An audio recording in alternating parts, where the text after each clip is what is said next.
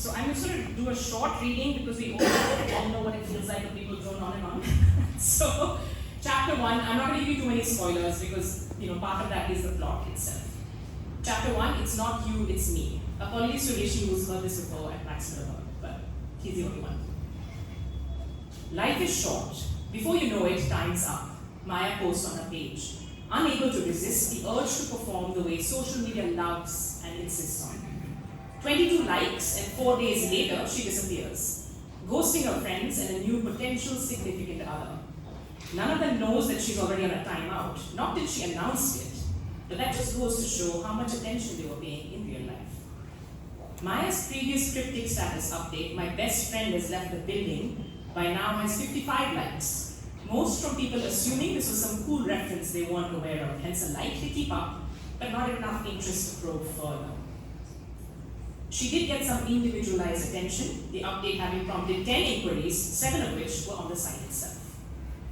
A couple of people WhatsApp Maya, and only one person thinks the post refers to her and is faintly annoyed at the implication. But Akira is that kind of girl. As people used to say when status updates were the norm, it's complicated. The thing is, Maya is going offline in no small part to avoid her self-professed BFFs and the BS that passes for everyday social life in this great capital. None of them get it, she thinks.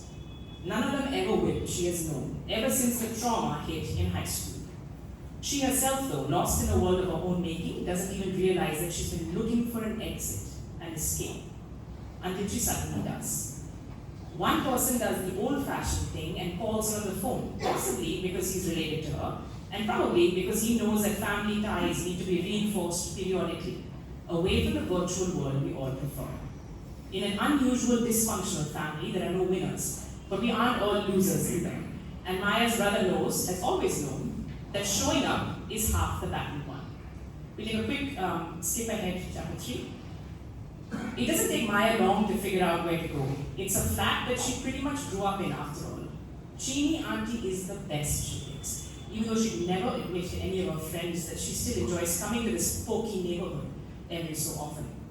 Far from the heart of the city when they used to live here back in the day, it's come into its own now, especially with the metro emerging as a game changer. Maya wonders if her younger self will be surprised to know that flats here are selling for more than a couple of crores. Do her fancy friends even register money and the need to earn it? She stopped wondering on that front. Funny that.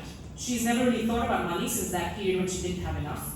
But just leaving the high-rolling life, not to mention some of her Chhatarpur farmhouse owning, "Are you in London this summer, darling," friends, has proven to be a very cash-friendly decision. She also knows that none of them will bother to come find her here, Trans Yamuna, or Yamuna Park, as a friend used to routinely mispronounce years ago. So it's as good a hideout as any. Luckily, she's always had a standing invitation from her aunt. I'll stop there.